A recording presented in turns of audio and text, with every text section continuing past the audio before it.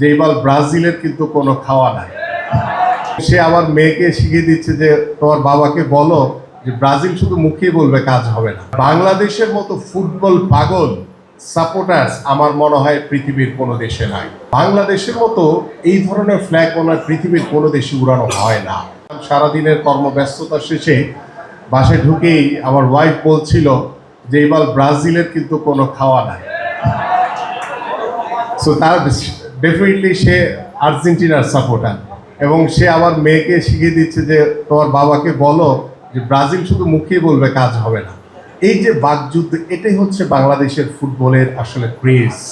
আমরা হয়তো বা বিশ্ব ফুটবলে আমরা ওইভাবে এখনো নিজেদেরকে প্রস্তুত করতে পারিনি, বাট বাংলাদেশের মতো ফুটবল পাগল সাপোর্টার্স আমার মনে হয় পৃথিবীর কোনো দেশে নাই।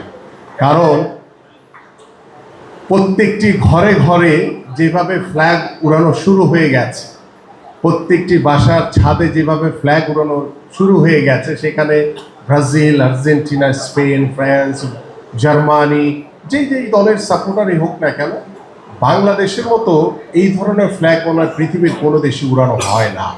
তো আমি সেই জায়গায় সৌভাগ্যবান আমরা যে বাংলাদেশ হয়তো বা আমরা ফুটবলে সেইভাবে আমাদেরকে এখনও প্রস্তুত করতে পারিনি, বাট বাংলাদেশে ফুটবল পাগল ফ্যানরা রয়েছে, ফুটবল পাগল দর্শকরা রয়েছে, যাদেরকে ধারণ করে আমরা যদি মনে করি যে একদম শুরু থেকেই জিরো থেকে আমরা শুরু করতে চাই, সেই শুরুটা হয়তো বা আমরা কিছুটা হলো করতে পেরেছি।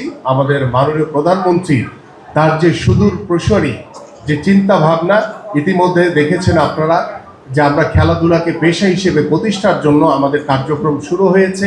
মোহামেডান ক্লাবের এই আড্ডাকে স্বাগত জানিয়ে হয়তোবা আমরা একটি সময় স্বল্পতার কারণে এখানে অনেক লেজেন্ডারি ফুটবলাররা রয়েছেন, অনেক বিখ্যাত ক্রীড়া সংগঠকরা রয়েছেন, যাদের কথা শুনতে পারলে হয়তোবা আরও ভালো লাগতো, আরও আড্ডার যে ইমেজ সেটাকে আমরা ফুটিয়ে তুলতে পারতাম। বাট সময় স্বল্পতার কারণে আবার আমাদের যেহেতু আগামীকালকে বাজেট অধিবেশন এবং আজকে আমাদের মাননীয় প্রধানমন্ত্রীর প্রশ্নোত্তর পর্ব রয়েছে, আমাদের সংসদে যেতে হবে।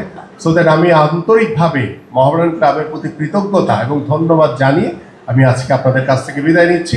আবারও দেখা হবে, কারণ আমি আপনাদেরই একজন এবং আপনাদেরকে সাথে নিয়ে আগামীর বাংলাদেশের ক্রীড়াঙ্গন করতে চাই। সবাইকে ধন্যবাদ। আল্লাহ হাফেজ। বাংলাদেশ জিন্দাবাদ।